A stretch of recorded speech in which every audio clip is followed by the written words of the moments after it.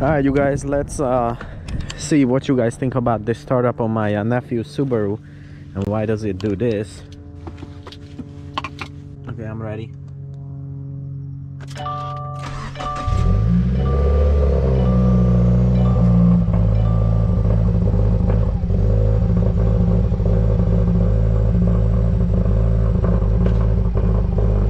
And then it's just misfires like crazy.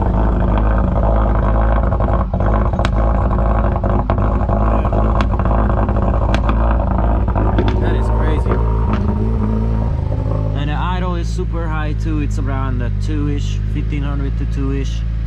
The turbo goes crazy, and then as you guys can hear it, it quiets down and the car is totally normal after this. So see what you guys think.